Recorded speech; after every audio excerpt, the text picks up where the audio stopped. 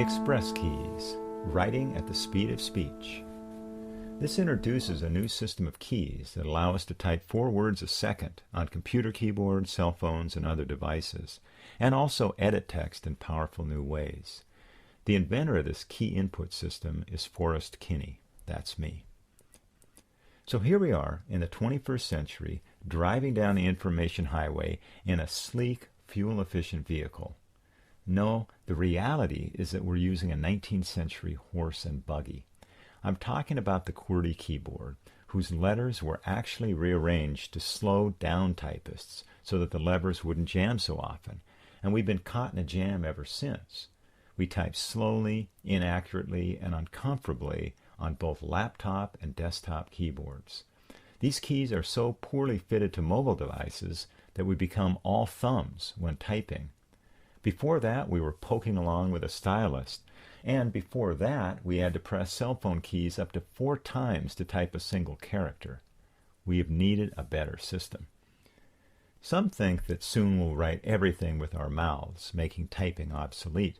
But we human beings will always want a hand-operated device for at least 3 reasons. First, as the astonishing popularity of texting shows, there are always times and places when we don't want to speak our thoughts out loud, or we can't. Second, there are inherent difficulties with the accuracy of speech recognition. Someone once famously said speech recognition, and it was rendered in text as peach wreck in kitchen. When I just said that into my new cell phone, it came out as peach wreckin' kitchen. Well, I reckon that's not accurate enough. The third reason is that even when we choose to enter text with our voice, we will want to use our hands to edit text, move text blocks around, format, style. It's just so much quicker and easier using hands. So what would be an ideal hand-driven writing tool? I began exploring this one morning after I made an appalling number of mistakes in a very short time. I was mostly typing too quickly, so letters and spaces were out of order. I realized I'd probably made less mistakes while giving an entire performance at the piano the night before. So I began thinking, with the piano, you can press 1 key at a time to make melodies, and you can press them faster and faster and faster, and even together to make a chord. When you lift your hands off the keys, the damper mechanism stops the sound and creates silence automatically. So I thought, what if we could learn to type like this, typing letters faster and faster until we could press all the keys simultaneously, just like playing a chord. And then when we lifted our hands off the keys, the space after would be created automatically. Could typing be as quick as this? So we would have so much more time to do what we really wanted to be doing with our lives. Since the QWERTY keyboard is so spread out, it won't work. We need keys where any group of letters can be typed simultaneously. What I call the key idea came to me suddenly and somewhat mysteriously soon after I began working on this project. Here's a picture of one of my first clay models.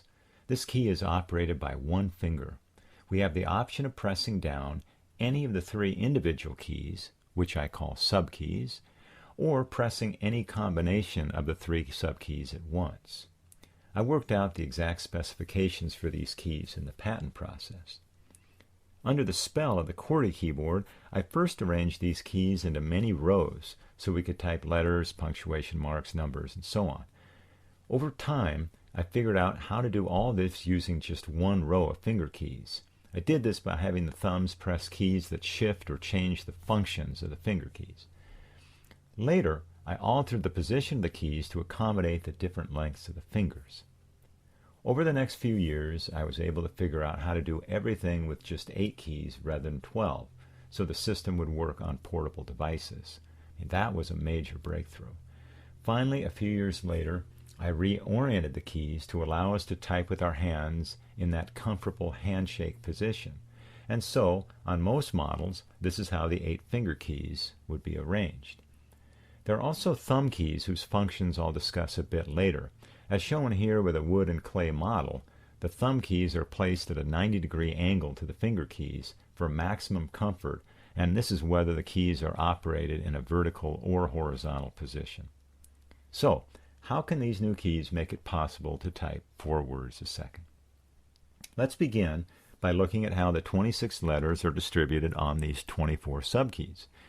Here's a glance at the layout for left-handed people like me, with the keys turned back to a horizontal position to make the letters easier to see on the screen. It's a mere reversal for right-handed people. So this layout is the result of a lot of research and experimentation.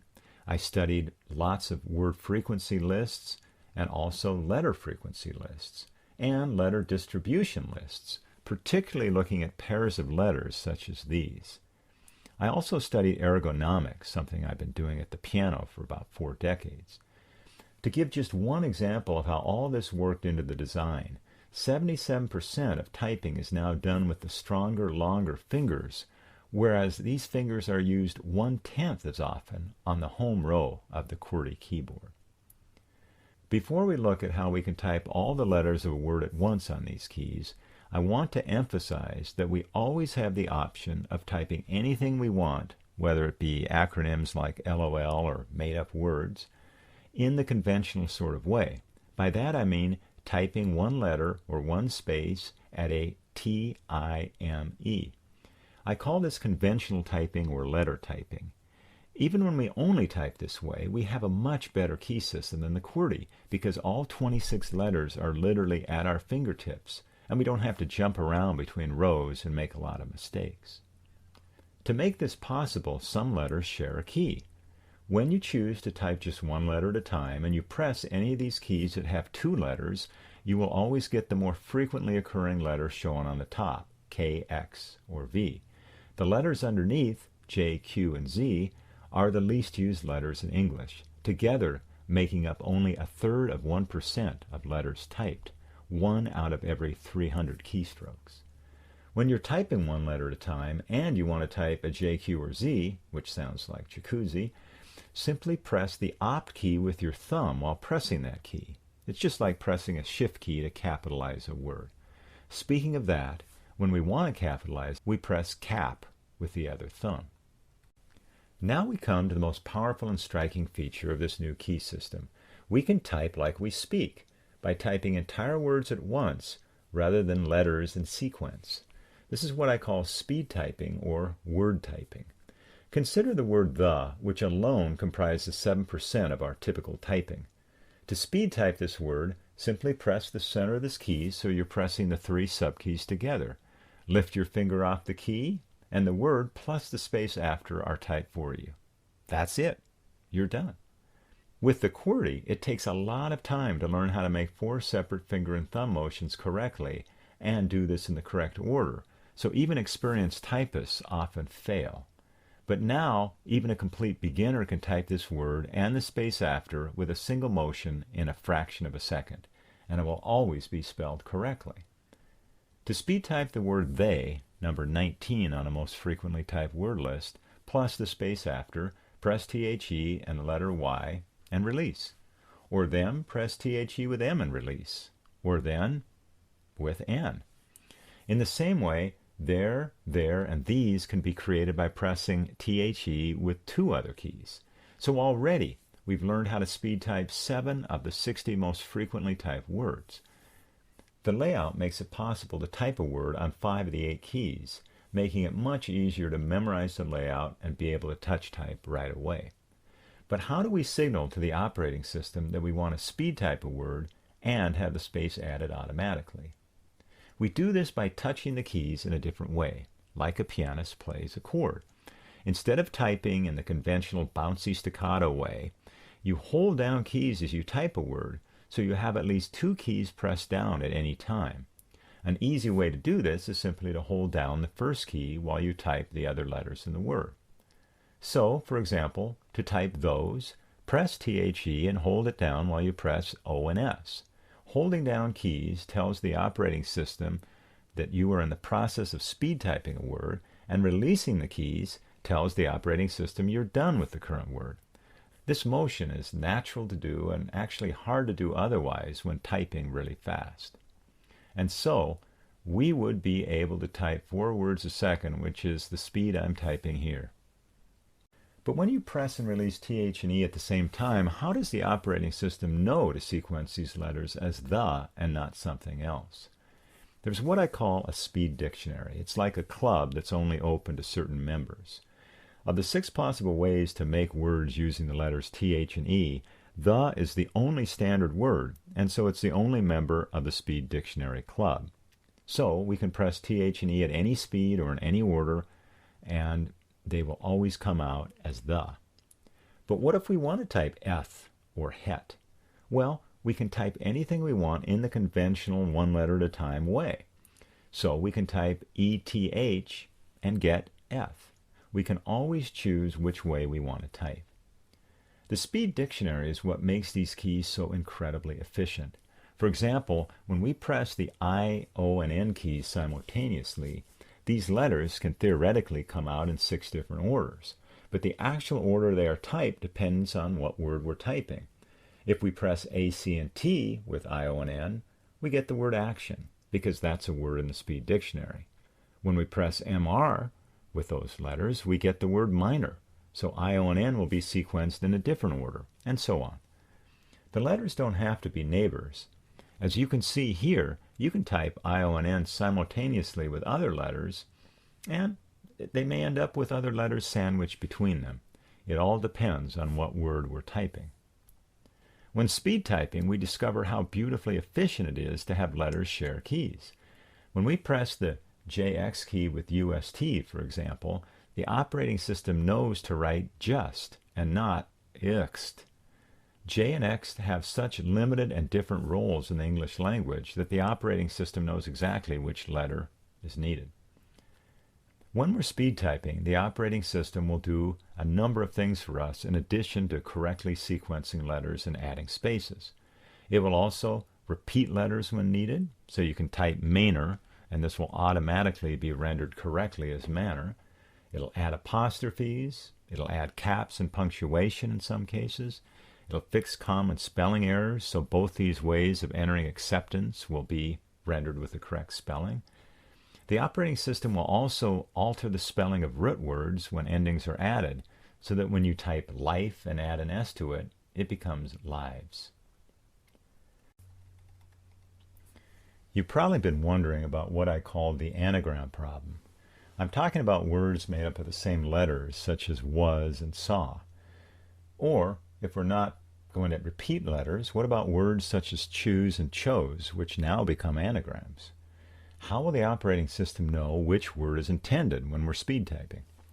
To solve this problem, I compiled a 700-page database of 3,522 frequently typed root words, and with all the modifications of those words, it ended up being a 16,000-word database. I'll explain my results using a smaller, more manageable sample of words. Since just 600 common words make up about 80% of the words we type on average, let's look at those. 81% of these words are not anagrams. We can type the letters all together or in any order or any speed we like, and they'll always be sequenced correctly. Take this group of 6 letters. Though they can theoretically make 720 words, together they only make one English word. 15% of the 600 words are words like was and saw that share the same letters but are in a different order. This means that we only have to type the first letter correctly to signal to the operating system which word we want. So we strike that key a split second before the other keys, and this is completely natural to do because when we think of the word was, we naturally reach for W first. This means that for 96% of these words, we can type all the letters together and don't have to worry about sequencing beyond the first letter. We can type the letters at any speed, in any order, and they'll come out right. About 2% of the words require us to repeat a letter to distinguish it from another word. Again, perfectly natural to do. And about 2% of words require us to type just the first 2 or 3 letters in the correct sequence. Only 2 words out of the 600 require us to type all the letters in exactly the right order to distinguish it from another word. So after my research, the anagram problem just slowly faded away. While typing on the QWERTY requires us to slowly and carefully sequence all the letters and the spaces in nearly every word correctly, On these keys, we can type all the letters of most words together or in any order, and we only have to sequence the first letter or two correctly in relatively few words, something we do quickly and naturally anyway. I keep thinking of all the time that we're going to save. So what about punctuation marks? Since many neighboring keys, when pressed together, don't make a word, we can tell the operating system to write punctuation marks instead. So press F and L and release to make a question mark. In this way, we can fit punctuation marks and other marks and returns and indents and tabs onto these keys. When we're speed typing, the added space is subtracted whenever a punctuation mark is typed. And a space is automatically added after most punctuation marks. If we don't want to have that space added, we simply press the undo key and the space key with our thumb. Pressing the Op key with your thumb accesses an optional row of keys. Here's the left side of the left-handed layout of this optional row. With this, we can type all sorts of other punctuation marks and various diacritical marks. And here's the keys for the other hand. We can choose to create a personal row of option keys if we like, and do this by selecting various keys to put on that row.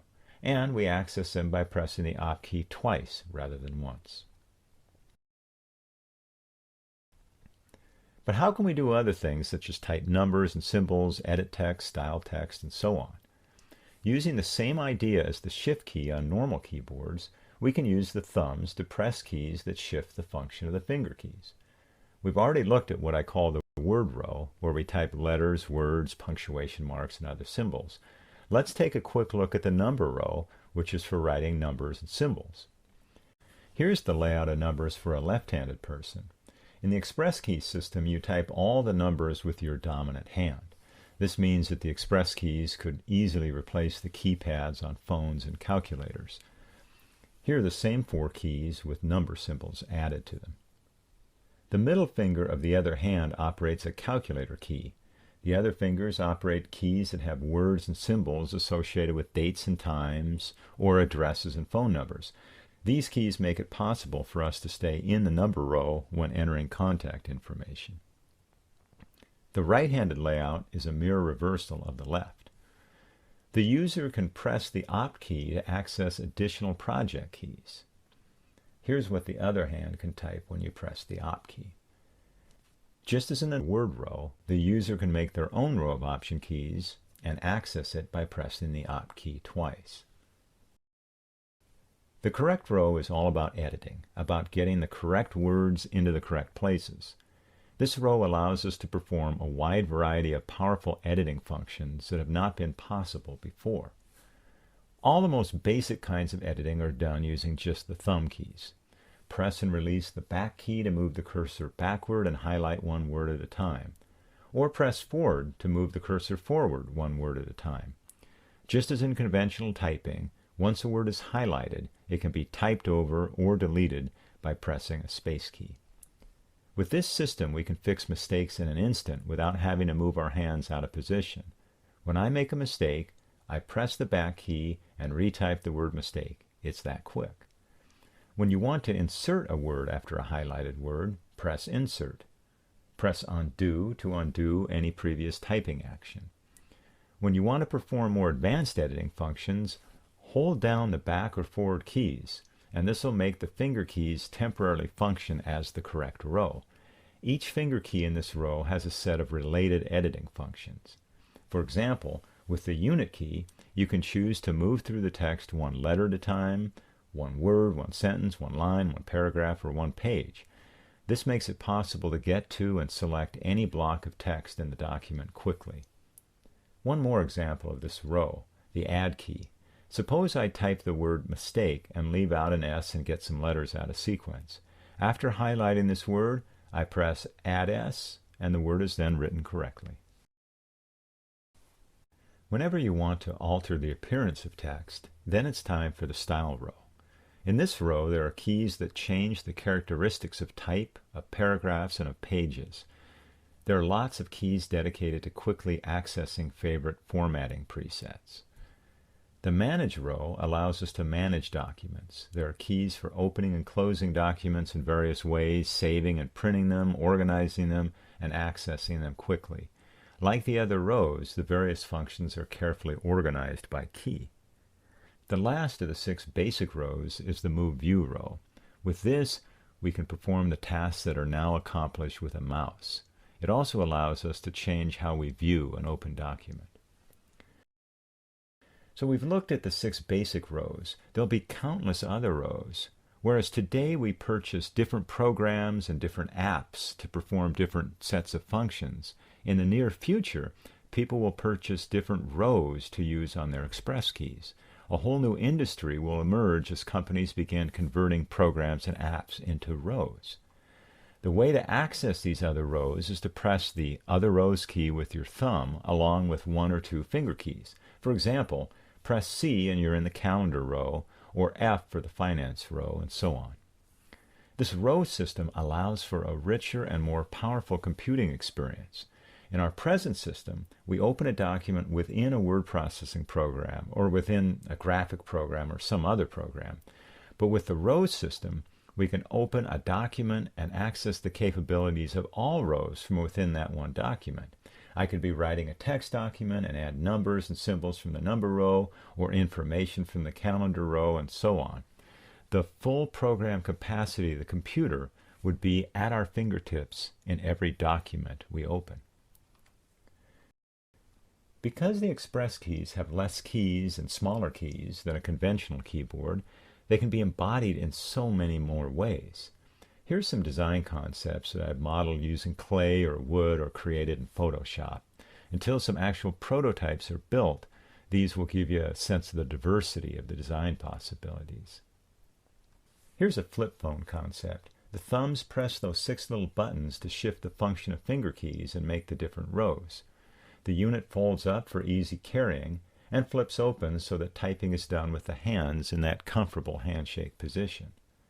Here's how the finger keys look on this model. But how do you see them? Well, you don't generally need to because everything's so well organized that you've already got it memorized. But when needed, we have the option of displaying the various functions of the keys on the bottom part of the screen. In order to make an even smaller pocket-sized device, here are the 6 buttons that were pressed by the thumbs in the last model are now pressed by the fingers.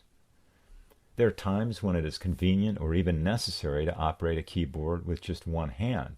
So this portable device, called Uno Mano, places all the finger and thumb keys under just one hand.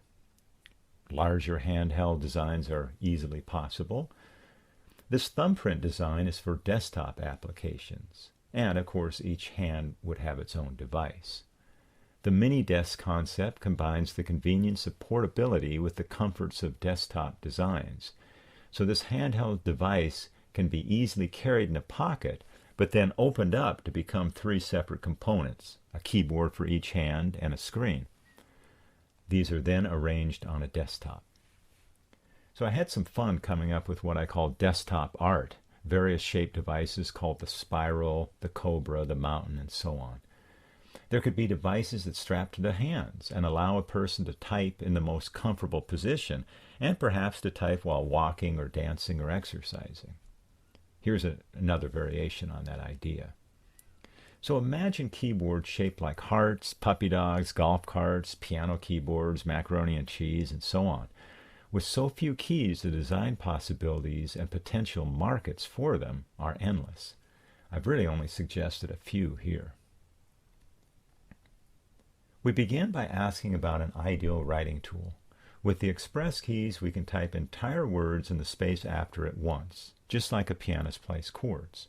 It's one excellent standardized system that will work on both portable and desktop keyboards, so we don't have to relearn yet another inefficient way of typing whenever we purchase the next new device. The keys allow for a tremendous diversity of design possibilities. The smaller number of keys means fewer manufacturing costs as well as lower costs for shipping, storage, and disposal. The keys are comfortable. They conform to the shape of our hands rather than demand that our hands conform to them. It's customizable. It's optimized for left and right-handed users and users with hands of different sizes. There's no speed limit. Experienced users will be able to type over 4 words a second. That's 240 words a minute. And this is all done with a high level of accuracy without the sequencing errors that so often occur when typing on conventional keyboards. There are many powerful new editing tools that have never been possible before, ensuring that the Express keys will remain an essential writing tool long after most text is entered with the voice.